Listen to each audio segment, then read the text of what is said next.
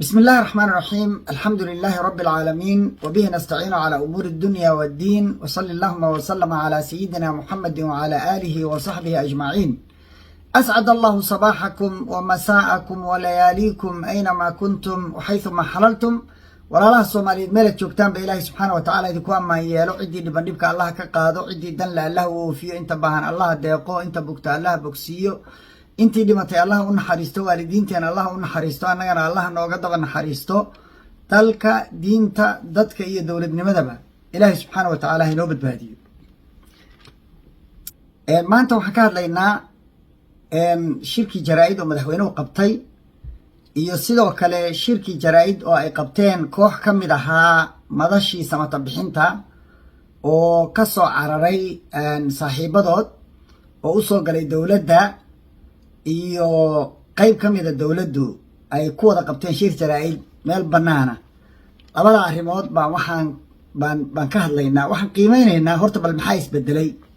qodobadii afartaay la isku hayay maxaa sidoodii ah, maxaase laga noqday. waa marka koowaade waxaa laga noqday madaxweynaha waxaa soo dooranaya baarlamaanka. macnaheedu maxay tahay? teendhadii baa lagu noqday. muddo 2 sano ka badan baan idiin sheegaynay xasan aakhirka teendhadu ku dambeyn doona. labo waxaa laga noqday ra'iisul wasaaraha waxaa keenaya madaxweynahana cayrinayo shaqada ka cayrinayo waa laga noqday. waxaa lagu laabtay sidii hore oo ahayd madaxweynaha keenaya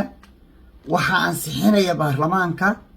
waxaana xilka qaadis ku samayn kara baarlamaanka. meeshiisa hore lagu celiyay jugjug meeshaadii joog. maxaa weli taagan? waxaa weli taagan baarlamaanka xildhibaanka noqonaya yaa soo xulaya oo soo dooranaya. weli doodaas waa taagan tahay. waxaa kaloo taagan oo qodobka labaada guddiga doorashooyinku yuu noqonayaa. qodobkaasna weli sidiisiiba u taagan yahay. intaasu waa warbixinta waxa hadda jira. madaxweynuhu wuxuu leeyahay qofka xildhibaanka noqonaya qof iyo cod baa lagu soo dooranayaa, shacabkaana soo dooranaya. waa akhriyeynaa bal say suurtagal ku tahay, waa falanqaynaynaa. qodobka labaad wuxuu leeyahay guddiga doorashooyinka anaa keensanaya, anoo idinla tartamaya baan haddana anigu arbitarihii idiin noqonaya ama garsoorihii ciyaarta anaa idiin noqonaya oo isla aniga ayaa ina kala saaraya haddaan isqabanno. qodobkaas marka intaas horta waa inta dhacday oo hadda ilaa iyo hadda jirta. bal aan dul istaago midda koowaad oo ah madaxweynuhu wuu tanaasulay, qaybuu ka tanaasulay qodobadii la isku haystay, waa garanay. laakiin yuu tanaasulay, muxuuse ka tanaasulay, yaase halkaa ku baaba'ay oo ku dhintay. wuxuu u tanaasulay kooxuu isagu ku dhex darsaday samata bixinta, isagana shaqaale uu ahaa, wax macno ah iyo culays iyo miisaan siyaasadeedna aan lahayn haba yaraatee. cid ay matalaanna aysan jirin ee iyagu shakhsiyan ismatala. wuxuu heli karay madaxweynuhu beddelkaas inuu heshiis kala galo maamul goboleedyada iyo raggay siyaasadda isku hayaan. Siciid Dani iyo Axmed Madoobe isagoo heshiis kala gala, kuwa kale way iswaafaqsan yihiin, bay u ahayd oo uu markaa ku beddesho wixii uu beddelanayo. laakiin saan horey ba idinku sheegay madaxweynuhu intuu ordo buu aakhirka tanaasulaa isagoon waxba ku iibsan wixii la isku haystay. yaa u tanaasushay niman hore oo baarlamaanka haysan jiray, mid prime minister ahaan jiray, ciday xukumaan aan la arag, mid wasiir u ahaayo haddeer afhayeen u ahaa oo weli shaqaale u ah aana arag anigu meelu kaga tanaasulay. dadkaas isagay u shaqaynayay oo dadkan qaarkood xilliga doorashada unbaa la arkaa. wax macno oo kale ay leeyihiin iyo meelay ka tirsan yihiin iyo ciday matalaan midna lama arko, iyo shaati ay gashan karaan toonna. marka qodobkaas wuxuu uga tanaasulay waa gruubkaas, waa gruub aan isaga macno u soo kordhinayn. laakiin qodobkii uu kaga tegay macnaheedu maxay tahay? horey bay buu go-aanku ugu qornaa madaxweynuhu inuu ka tanaasuli doono, meeluu la maruu rabay iyo ciduu dusha ka saaro yidhahdo nimankaanaan uga tanaasulay. qodobka labaad yaa halkaa ku baaba'ay oo wax ku noqday baarlamaankii. waxaan ognahay baarlamaan baa la keenay, la fariisiiyey, qodobbaa la soo hordhigay qodobkaasaa laga dooday procedure baa la mariyey buuq baa ka kacay gacantaa loo taagay aakhirkii waa la meel mariyey waa la saxiixay qodobkii baarlamaanku ansixiyey waxaa ka tanaasulay xasan sheekh oo isagu keligiis ka tanaasulay macnaheedu maxay tahay wax baarlamaan la yidhaahdo oo macno ku fadhiya ma jiraan wax baarlamaan la yidhahdo macno ku fadhiya ma jiraan taasna waa qodob aad iyo aad muhiim u ah waa raggii yaqaanay baarlamaanada sida loo baabi'iyo sakiin iyo raggaasaa meesha fadhiya dhulkaa lala jaray baarlamaankii waxaa kaloo la dilay oo halkaa ku dhintay dastuurkii beenta ahaa oo xasan uu qortay isaguna halkaas ku dhintay waa isagu wax uu qortay oo fake news ah oon ciidana la ictiraafsanayn oo hadba intuu qalin casqaata uu qayb ka tirayo hadda 2 qaybood buu ka tiray waxaa kuu soo haray oo saddexaad oo arrinta ku xigta ah maadaama hadda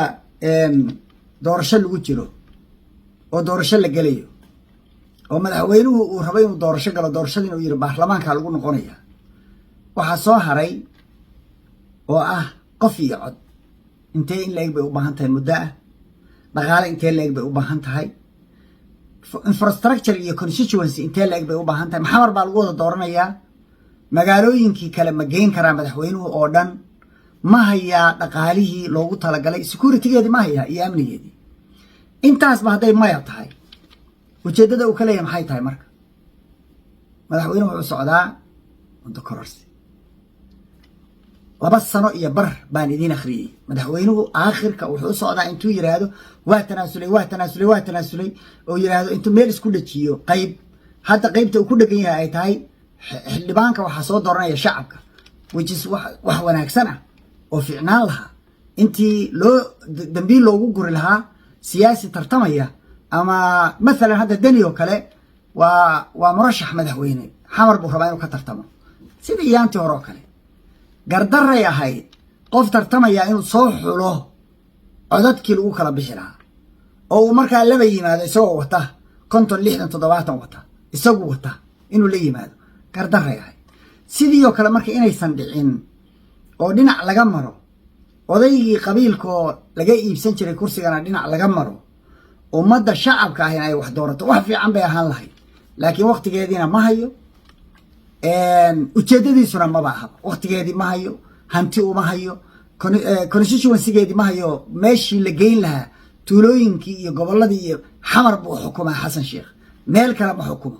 inta kale hadday ku raacaanna meelo badan oo ka mid ah maba la tegi kara amni ahaan meelo badan oo ka midana dhaqaale looma hayo lagu tago waad ogeedeen puntland oo aad uga yar soomaaliya inta ay qaadatay iyo somaliland inta ay qaadatay doorasho qof iyo codub waqti badan iyo dhaqaale badan iyo waxay rabtaa infrastructure dhul badan oo tiro badan inay ka dhacdo dad badan inay ka qayb galo si cadaalada dadkii loo diiwaan geliyo oo runa oo aan been ahayn oo la ilaaliyey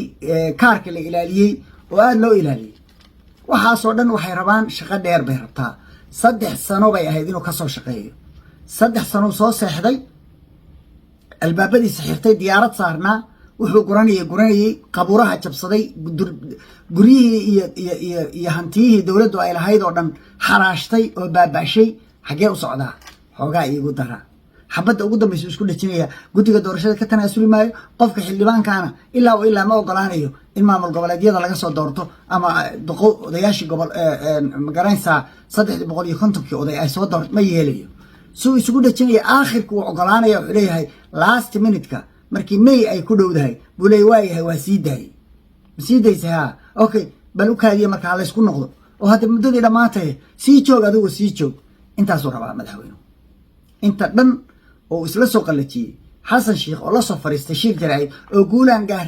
guulaan gaarnay dowladnimada hore loo socon maayee 2 qodob kuwa haray oo xaggee lagu arkay waa kula tartamayaa guddina anaa ku ah xaggee lagu arkay oo ay ka jirtaa meelna kama jirto qof iyo cod baan qabanaya xaggee ku qabanaya xamar baan ku qabanaya xamar keliyaan ba xukumaa oo meel kale ma xukuntide raggii kale oo meelaha xukumay ma u ogoshahay inay kaala tashadaan may anaa iska leh aakhirka iigu dara xoogaa muddada ii kordhiya waa intaa sharaxa wixii maanta dhacay waa intaa horey baana idinku sheegay weligii wuxuu uga kacaa meel cidla ah isagoon waxba ku bedelan waxaa halkaa ku jabay baarlamaankii isqallajinayo gacmaha taagayo la gadanayay maanta waxaa loo sheegay inaysan wax macnaa lahayn cumar cabdirashiid iyo shariif sakiin iyo maxamed mursal iyo daahir geelle lagala heshiinayo wixii iyagu ay qori jireen oo ay warqadaha iyo codkaa ay marar badan xataa ku dagaalameen feris la dhaceen kaka xaa kama jiraan awalba baarlamaan ma haysay xasan bay soo xuleen waana istaahilaan waxaa laga sheegay waxaa la yidhi shaydaan baa hooyadii jiiday saa waxaa la yidhi shaydaanna wax jiida waayahay hooyadii habar shaydaanna wax la jiida waata baarlamaankaasuna wax la dacdareeya waayahay xasanna kii dacdarayn lahaa waayahay waa isleeyihiin they deserve each other ma ujeeda maanta baarlamaankii albaabadu u xiray isagaa go-aankeeda iskale furuhu wataa khaanadan ii fur warqadaa kasoo bixi taa kala geli hadda labu kasoo bixiyey laba